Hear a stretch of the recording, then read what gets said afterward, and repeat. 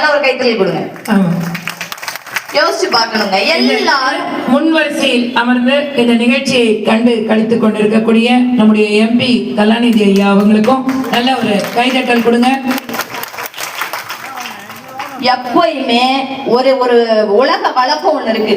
கஷ்டப்பட்டு அப்பா வீடு கட்டினா கூட பொம்பளை பிள்ளைங்க கல்யாணம் பண்ணி அம்மா வீட்டுக்கு வரும்போது என்ன சொல்லுவோம், ஏன் அம்மா வீட்டுக்கு போறேன், என்ன வீடு யார் பேர்ல இருக்கும், அப்பா பேர்ல இருக்கும். அப்பா பேர்ல மட்டும்தான் வீடு இருக்கணுமா, இனிமேட்டு குடும்ப தலைவிகள் பேர்ல தான் வீடு இருக்கணும்ன்ற சட்டத்தை கொண்டுட்டு வந்தாரு. பெண்கள் எல்லாருக்கும் முழு சுதந்திரம் கொடுத்தாருன்னு சொன்னா நல்ல ஒரு கைத்தறி கொடுங்க. வீடும் எங்க பேர்ல தான் இருக்குது. ஆமா, மாசம் 1000 ரூபாய் பணமும் எங்களுக்கு தான். ரேஷன் கார்டு ஸ்மார்ட் கார்டு எங்களுக்கு தான். ஃப்ரீ பஸ் எங்களுக்கு தான். கைத்தட்டுங்க, கொண்டாடுவோம், அவ்வளவுதான். வேற என்ன வேணும்? எங்க மகளிர் உயர மாநிலம் உயரும்னு அழகா சொன்னாங்க. தாயால தானங்க ஒரு சமூகமே உருவாகுது. அந்த தாய்க்கு தானங்க எல்லாமே தரணும். அவ்வளவுதாங்க, சிம்பிளுங்க. ஏன் அணில அந்த அவங்க தொட்டு தொடங்குனாங்க, நான் அப்படியே அதை தொடர்ந்து வரேன்.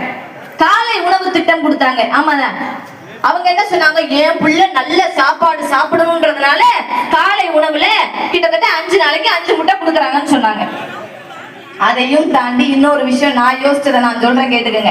காலை உணவு திட்டம் என்னவோ படிக்கிற பிள்ளைகளுக்கு நீங்க நினைச்சிட்டு இருக்கீங்க.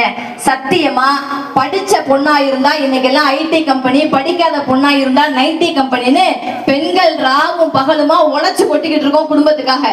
ஒரு காலம் வரைக்கும் தான் பொம்பளைங்க வீட்டை விட்டு வெளியே போகாம இருந்தா அவங்கள பத்தினின்னு இந்த நாடு பாதுகாத்துச்சு.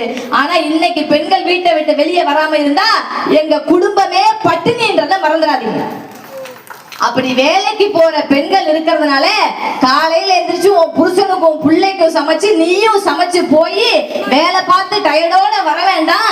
நல்லா நிம்மதியா தூங்கி எந்திரிச்சு நீ வேலைக்கு போ, உன் பிள்ளைக்கு நான் சோறு கொடுக்குறேன்னு சொன்ன ஒரு தலைவருங்க. பொட்டு வச்சு